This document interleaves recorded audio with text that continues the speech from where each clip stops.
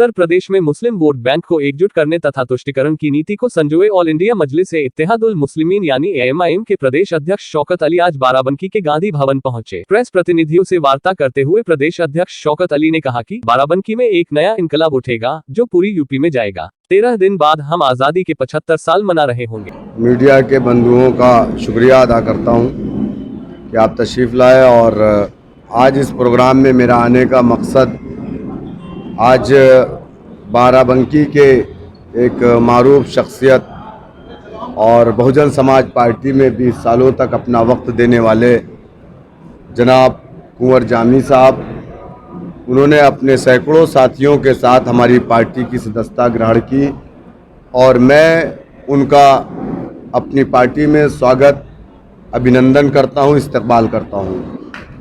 और 2022 के इलेक्शन में हमारी पार्टी MIM पार्टी भागीदारी संकल्प मोर्चा के साथ मिलकर के उत्तर प्रदेश की 403 विधानसभा में भागीदारी संकल्प मोर्चा अपना कैंडिडेट उतारने जा रहा है। पूरे प्रदेश में MIM पार्टी एक विधानसभा में रिव्यू मीटिंग कर रही है, अपने ऑर्गेनाइजेशन को मजबूत कर रही है। 2014 से MIM पार्टी उत्तर प्रदेश में काम कर रही है। 2016 में उत्तर प्रदेश में हमने पहला इलेक्शन उपचुनाव लड़ा था। फैज़ाबाद के अंदर बीकापुर विधानसभा में, जहां पर हमने 10,000 वोट हासिल किया था, वहां पर हमने एक दलित नौजवान को टिकट दिया था। 2017 में हम इलेक्शन लड़े यूपी के अंदर 36 सीटों पर, जहां पर हम एक सीट पर रनर रहे। 60,000 से ज़्यादा वोट हमने हासिल किया। संभल के अंदर 2 सीटों पर हमने थर्ड पोल किया। 5 लाख के आसपास हमने उत्तर प्रदेश में वोट हासिल किया।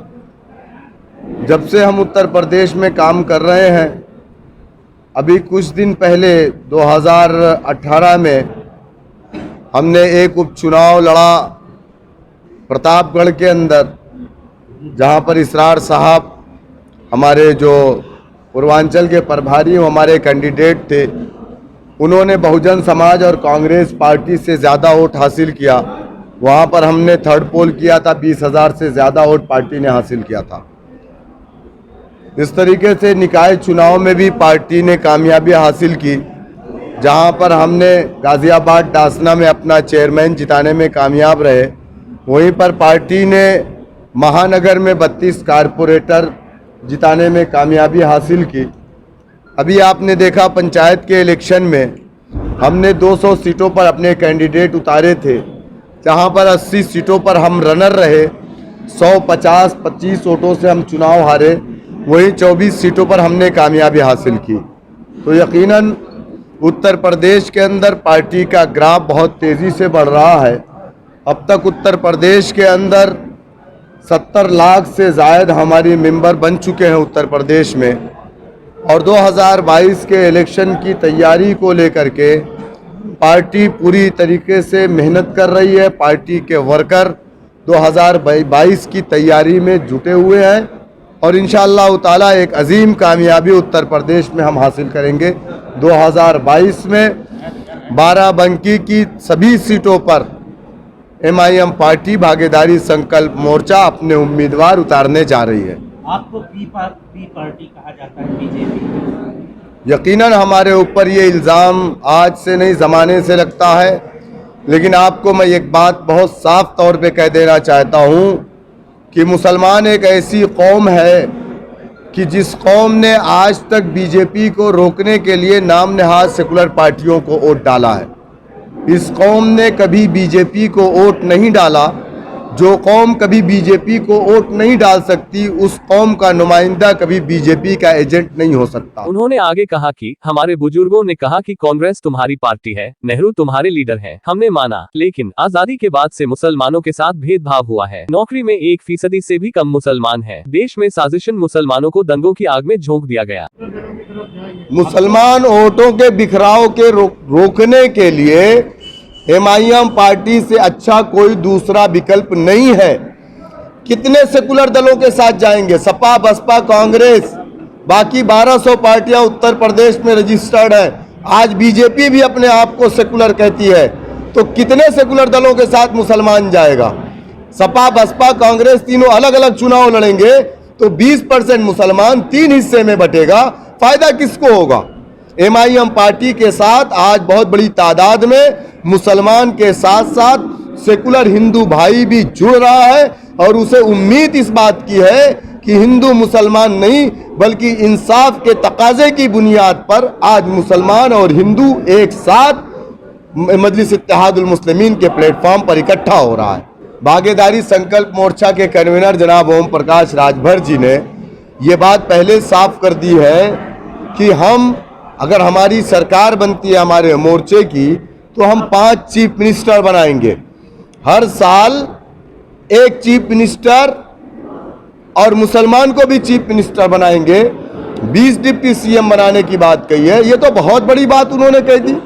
मुसलमानों ने 70 सालों से जिन नाम नेहाद सेकुलर पार्टियों को वोट डाला है, उन पार्टियों ने आज तक मुसलमानों को डिस्पोजल गिलास की तरह सिर्फ इस्तेमाल किया है, कभी इनको डिप्टी सीएम नहीं बनाया।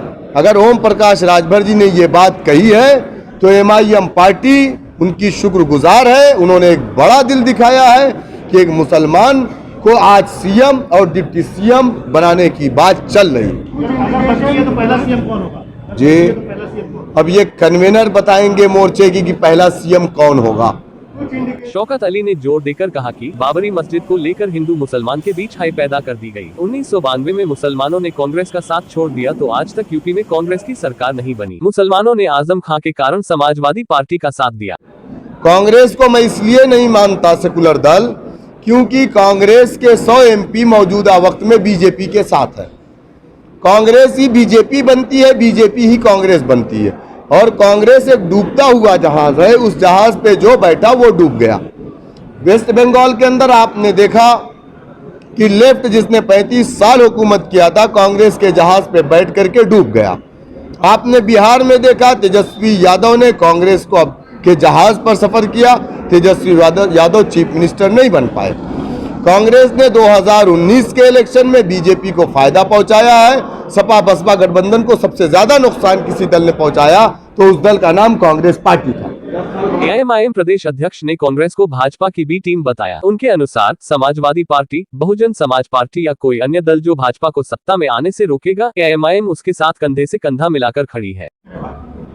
बीजेपी की बी टीम वो है जो मुस्लिम बाहुल सीटों पर सपा बसपा कांग्रेस अपने मुस्लिम उम्मीदवार उतारती है और मुसलमानों का वोट 3 हिस्सों में बंटता है और कामयाबी बीजेपी को होती है। उत्तर प्रदेश में भी एमआईएम पार्टी इंशाअल्लाह ताला भागीदारी संकल्प मोर्चा के साथ मिल करके बीजेपी को रोकेगी। बाकी जिन लोगों को ये लगता है कि उत्तर प्रदेश में बीजेपी को रोकना चाहिए, अगर वो सीरियस है तो उनके अपने घरों से निकलना चाहिए। भागीदारी संकल्प मोर्चा का दरवाजा तमाम सेकुलर दलों के लिए खुला हुआ है, कांग्रेस और बीजेपी को छोड़ करके। अगर वो आना चाहते हैं उनका वेलकम है, हम उनको दावत देते हैं, वरना ये लोग मिल करके सपा बसपा बीजेपी को नहीं रोक पाएंगे। पिछली बार आपने देख लिया। उन्होंने कहा कि मीडिया ने मुसलमानों को आतंकवादी बना दिया, जिनके घर में खाने को नहीं, सरकार ने उन्हें बोला आतंकी, तो मीडिया ने उस मुसलमान को आतंकी बना दिया। अब ये तो हमारे संगठन और प्रदेश अध्यक्ष जी जो दिशा निर्देश देंगे उस पर मैं काम करूँगा। चुनाव के समय ऐसा क्यों? चुनाव के समय क्या, चुनाव का समय क्या, मुझे पहले भी जाना था, मगर ये है कि ये अवसर आपसे हमारी बात चल रही थी 2-3-4 महीने से, आपके पास समय नहीं था, समय निकला तब मैंने ज्वाइन कर रहा। पार्टी चाहेगी मुझे तो मैं बिल्कुल कार्यकर्ता के रूप में काम करूंगा जैसे मैं करता आया हूँ। और मेरी सबसे बड़ी वफादारी की निशानी है कि मैंने जिंदगी के 20-25 साल वफादारी से बहुजन समाज पार्टी को दिए हैं और एमआईएम को सर्टिफिकेट देने की जरूरत नहीं है, वो खुद भी जान रहे हैं कि वफादार है इंसान।